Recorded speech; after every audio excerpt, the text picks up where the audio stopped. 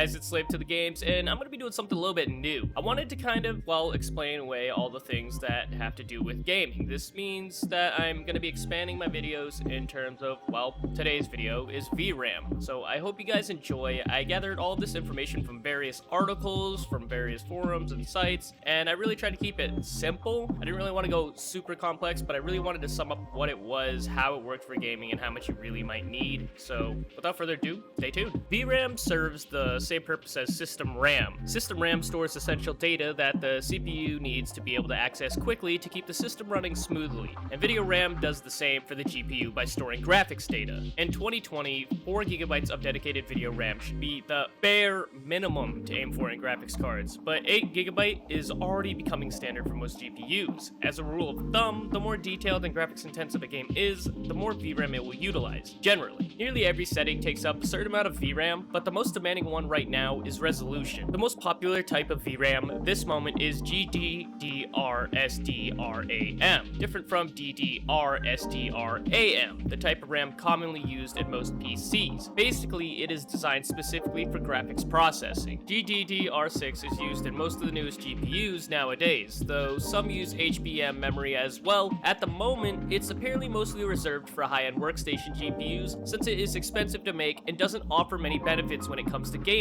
as of this moment. Most of the latest graphics cards come with the 8 GB of GDDR6 RAM, and there's little need to worry about lowering specific graphics settings to free up VRAM. But if you still need to, you should aim for lowering texture resolution and LOD distance. Some others can also have an effect, but usually most others are more GPU intensive.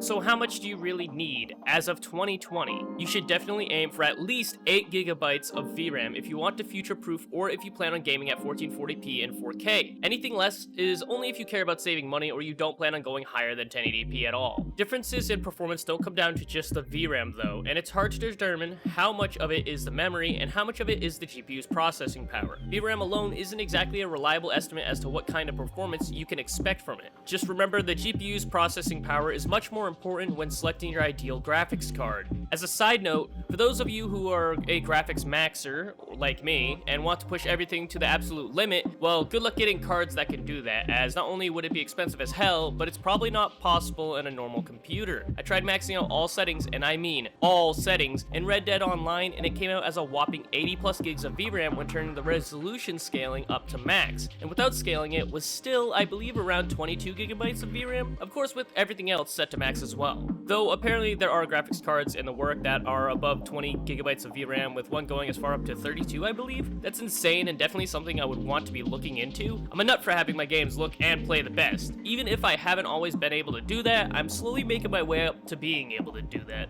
Now, for those of you who don't care about having everything maxed out at 4K ultra graphics and pushing everything to the limit in terms of performance and graphics, well, at that point, choosing what max resolution you want to play at and then building around that is the best advice I can give. This could be just being able to play 1080p in general, or having no want to move above playing at 1080p max graphics. Nonetheless, I still recommend at least 8 GB of VRAM personally. And that's going to be the end of the video, guys. I hope you learned something new. I hope you enjoyed the video. If you did, don't forget to leave a like and subscribe. This is my first time going out of the way and doing something that, while it is gaming related, has nothing to do with an actual video game, and I really hope I did good on it. If not, please comment below and tell me what I could do better in the next one, whether it's more information, explaining something in here a little bit more detailed. Feel free to share what you believe could make the next video better, and I'll try my best to do that. Anyways, don't forget to optionally check out my merch store, Patreon, or Discord for various reasons, from, well, just wanting to hang out with me to help further supporting me in what I do. I'll see you guys in my next video release.